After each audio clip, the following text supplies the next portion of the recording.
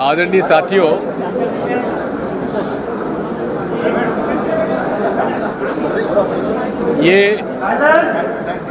ये सारा विवाद दो व्यक्तियों के बीच में रहा। कुछ व्यावसायिक तौर पे कुछ बताते हीरा खरीदा गया जो नकली निकला। उस विवाद को पुलिस में रिपोर्ट की गई और पुलिस में रिपोर्ट करने के बाद उसका इन्वेस्टिगेशन बराबर हुआ कि नहीं हुआ इसकी कोई जानकारी नहीं है, लेकिन बिना अगर इन्वेस्टिगेशन हुआ है तो कम से कम जो फरियादी है उसको जानकारी होना चाहिए था कि इन्वेस्टिगेशन में उसकी संतुष्टि है कि नहीं है, लेकिन वो संतुष्ट नहीं था और चालान पुटअप किया गया और चालान पुटअप करने के पश्चात उस व्यक्ति की अदालत से जमानत हो गई।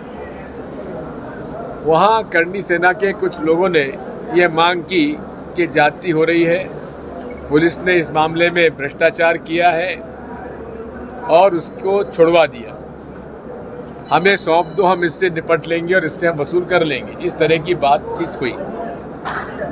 थाने पर वो लोग गए, 12-15 लोग थे, ज़्यादा लोग नहीं थे, और उन्होंने मांग की कि हमको सौंप दो, हम इसको वसूल कर लेंगे। इस बात को लेकर वहाँ पर थाने पर पहला पुलिस लाठीचार्ज हुआ। अब जो लाठीचार्ज हुआ उसके विरोध में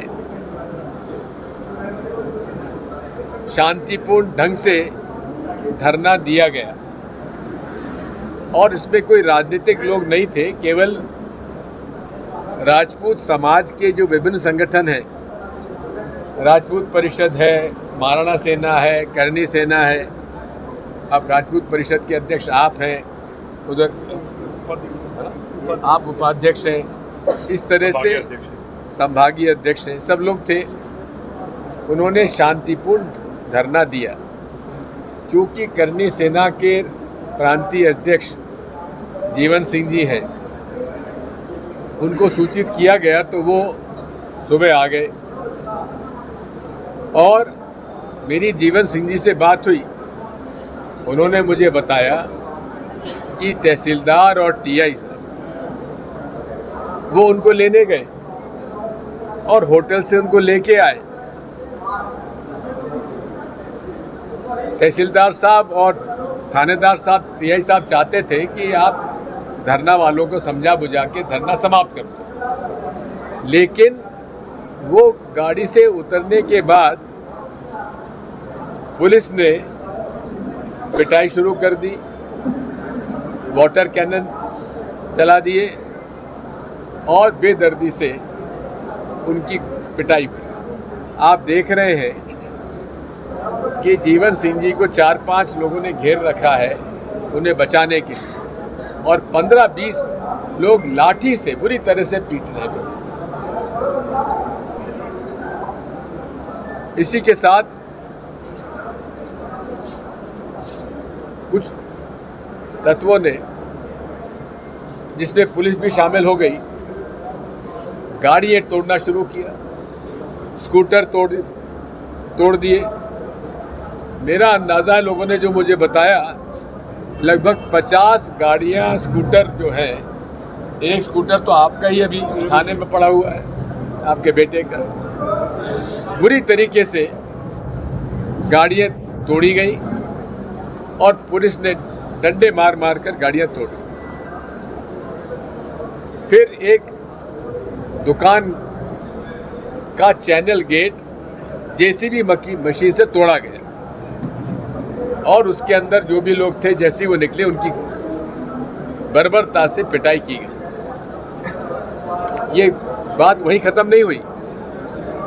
उस दिन एक संभ्रांत परिवार की जवान मौत एक महिला की हो गई थी, तो मुक्ति धाम से लौटकर यहाँ शोक सभा होनी थी और यहाँ पर जो धर्मशाला मेकल सुता राजपूत धर्मशाला समिति की बैठक रखी थी, वो यहाँ पे बैठक चल रही थी। इस बीच में क्योंकि यहाँ पे काफ़ी हल्ला हो रहा था, उन्होंने अंदर से दरवाजे बंद कर दिए थे। 3 डीएसपी आए और कहा कि हम आपसे बात करना चाहते हैं। उन्होंने दरवाज़ा खोल दिया और दरवाज़ा खोलते ही सारे पुलिस वाले अंदर घुसे और बेरहमी से लोगों को पिटाई की, और जिसके वीडियो आप सब देख रहे हैं। ये छात्रावास के अंदर लोग बैठे हैं, यहाँ तो कोई कानून व्यवस्था बिगड़ नहीं रही थी, फिर यहाँ अंदर क्यों घुसे? कौन सा ऐसा यहाँ षड्यंत्र हो रहा था? शोक सभा हो रही थी और यहाँ पर आकर उन्होंने बुरी तरह से पिटाई की। इसको मैं खुद देखा वीडियो पर। चौकीदार की बेटी को लगा कि उसके पिता की खूब पिटाई हो रही है, मारपीट हो रही है, वो देख रही है, तो बुरी तरह से वो रोती रही। और उसके बाद फिर यहाँ से पूरी पुलिस यहाँ से चली गई। यहाँ कानून व्यवस्था के कायम रखने के लिए कानून में और नियमों में ये प्रावधान है कि पुलिस बल प्रयोग कर सकता है, बल प्रयोग कर सकता है, लेकिन उसके लिए ये आखिरी विकल्प होता है। समझाइश के साथ, चर्चा के बाद, और पूरी तरह से दूसरी तरफ से कोई ऐसा प्रोवोकेशन यानी कि उनको उद्दलित ना किया जाए, तो फिर कोई वाटर कैनन वगैरह छोड़ने की आवश्यकता नहीं है।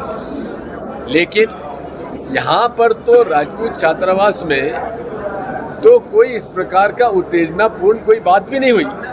अंदर घुस के लोगों को पीटने का क्या औचित्य था? इसका हम घोर विरोध करते हैं और कहाँ तक सही मैं नहीं जानता, लेकिन मुझे लोगों ने बताया कि पुलिस ने नाम पता लगा के जिसके आगे सी लिखा हुआ है उनकी पिटाई लगाई है, गाड़ियाँ तोड़ दी। एक गाड़ी पर राजपूत लिखा हुआ था, उसकी गाड़ी तोड़ दी। आखिर इस तरह का किसी भी एक विशेष तौर पर एक समूह, एक वर्ग जिसके साथ इस प्रकार का अन्याय हुआ है, ये तो भाई हम लोग इसको बर्दाश्त नहीं करेंगे। और इसलिए मेरी अंदर बैठ के सबसे चर्चा हुई है। चर्चा होने के बाद एक मेमोरेंडम टाइप किया गया है मुख्यमंत्री जी के नाम से। मुख्यमंत्री जी विदेश में हैं, इसलिए उनसे बात नहीं हो पाई, लेकिन हमारी मांग चारों तरफ से ये आई है कि आप इन बातों, हमारा पत्र जो है आप मुख्यमंत्री तक पहुंचाइए, और मुख्यमंत्री के पास पहुंचाने के बाद हम मांग करते हैं इस पूरी घटना की 12 तारीख से लेकर और 13 तारीख दोनों दिनों की न्यायिक जांच निष्पक्षता से होना चाहिए। किसी भी रिटायर्ड हाई कोर्ट या सिटिंग हाई कोर्ट जज के माध्यम से, या किसी भी डीजे सिटिंग या रिटायर्ड डीजे के माध्यम से जांच होना चाहिए।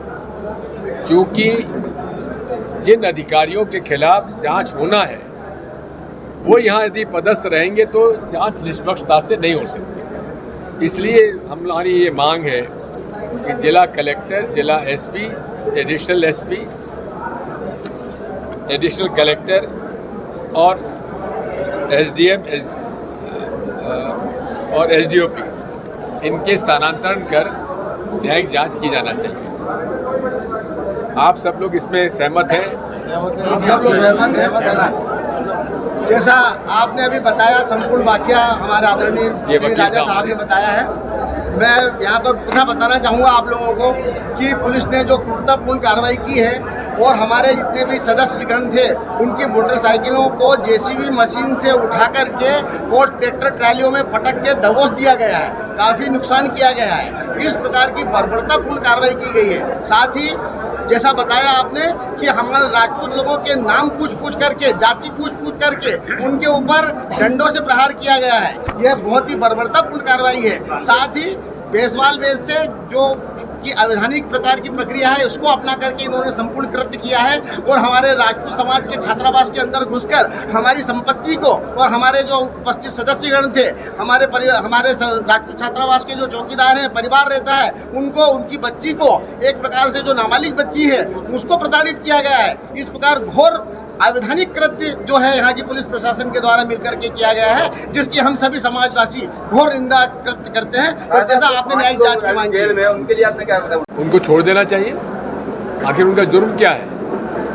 बीजेपी मध्य प्रदेश के बीजेपी अध्यक्ष ने कहा है कि कांग्रेस जो है समाज को बांटने का काम कर रही है। आज भोपाल में बीजेपी की एक बैठक आयोजित थी, उसके बाद में उन्होंने मीडिया से चर्चा करते हुए कहा है कि कांग्रेस पार्टी जो है मेरी इस मामले में बीजेपी के वरिष्ठ नेताओं से भी बातचीत हुई है और वे स्वयं इस पूरे घटना से दुखी हैं।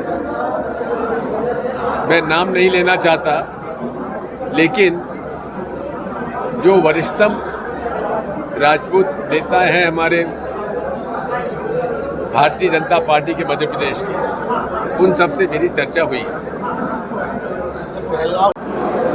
इसमें किसी भी राजनीतिक व्यक्ति ने दस्तखत नहीं किए हैं। ये राजपूत हमारे जो संगठन है केवल उन्हीं के दस्तखत है और लेटर पैड भी ये नर्मदापुरम संभागीय राजपूत परिषद, जिला राजपूत परिषद हरदा का ये लेटर पैड पे दस्तखत किसी भी राजनीतिक दल का नहीं हुआ। ना मेरे दस्तखत है, ना जयवर्धन के हैं, ना हमारे जिला कांग्रेस के अध्यक्ष हैं, ना हमारे माननीय विधायक जी समाज के अध्यक्षों के हैं। केवल समाज के अध्यक्षों के का ये मेमोरेंडम है। ये बताइए, क्या लगता है इस घटना के पीछे कोई साजिश है, कोई षड्यंत्र है? क्या लगता है राजपूत समाज को टारगेट क्यों किया गया सरकार द्वारा? देखिए, मुझे समझ में नहीं आ रहा है कि जैसा ये बता रहे वकील साहब, नाम और जाति पूछ कर पुलिस पिटाई कर रही है, तो ये क्या कारण? हमने तो कभी ऐसा देखा नहीं। आतंकवाद के सब उनकी जो है सराहना करते हैं और हम ये चाहते हैं कि राजा साहब के मार्गदर्शन में जो है ये जब तक ये अधिकारी लोग यहाँ पर जो रहेंगे तब तक हमारी निष्पक्ष जांच नहीं हो पाएगी, इसलिए इनका तबादला किया जाए और हम शासन से गुहार करते हैं कि हमें न्याय मिले।